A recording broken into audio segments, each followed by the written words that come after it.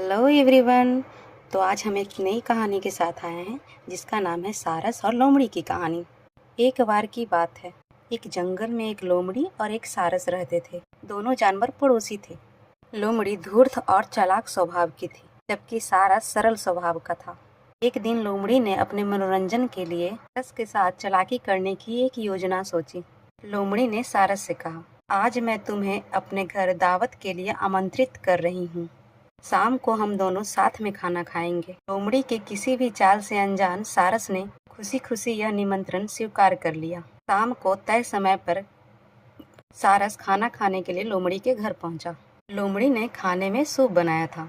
उसने बड़ी चालाकी से दोनों के लिए वह सूप प्लेटों में परोसा और सारस के सामने रखा। यह देखकर सारस को बहुत अजीब लगा। अपनी लंबी चोंच के कारण सारस उस बर्तन से सूप पी ही नहीं सकता था। वहीं लोमड़ी सामने बैठकर बड़ी आसानी से सारा सूप पी गई। अपने पड़ोसी की निराशा को देखकर भी अनजान बनते हुए उसने सारस से कहा, अरे तुम तो सूप पी ही नहीं रहे, शायद तुम्हें अच्छा नहीं लगा। लाओ मैं ही इसे खत्म कर देती हूँ। यह कहकर लोमड़ी सारस का परोसा हुआ सूप भी चट कर गई। सारस समझ गया कि लोमड़ी ने जानबूझकर इस तरह के बर्तन का इस्तेमाल किया है। सारस लोमड़ी के इस तरह के व्यवहार से खुद को ठगा महसूस करने लगा। उसे यह सोचकर बहुत बुरा लगा कि दावत के लिए उसे अपने घर पे बुलाकर लोमड़ी ने उसे भूखा रखा। पड़ोसी होते हुए भी लोमड़ी द्वारा इस तरह अपमानित होने से वह बहुत नाराज था, लेकिन उसने लोमड़ी से कुछ कहा नहीं।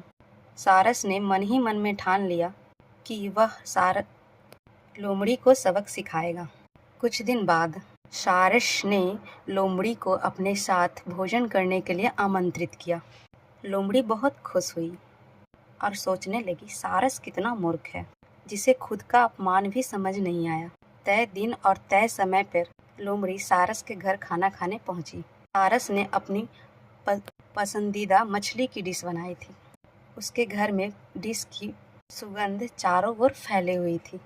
लोमड़ी के मुंह में पानी आ गया। सारस ने लोमड़ी के सामने मछली की डिश परोसी, लेकिन इस बार सारस ने लोमड़ी की तरह चालाकी करते हुए खुद के हिसाब से बर्तन का इस्तेमाल किया था।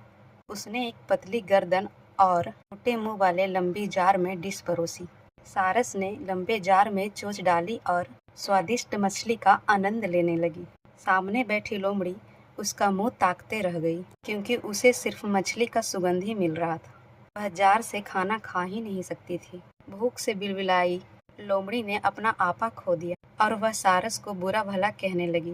सारस ने एकदम शांत रहकर उसे जवाब दिया, किसी को अपने पड़ोसियों के साथ तब तक चालाकी नहीं करनी चाहिए जब तक कि वह स्वयं उसी व्यवहार को सहन ना कर सके। लोमड़ी समझ गई कि सारस ने उसे सबक सिखाने के लिए दावत पे बुलाया था। शर्मिंदा होकर घर की तरफ वापस लौट गई। इस कहानी से हमें यह सीख मिलती है कि जो जैसा हो उसके साथ वैसा ही व्यवहार करना चाहिए।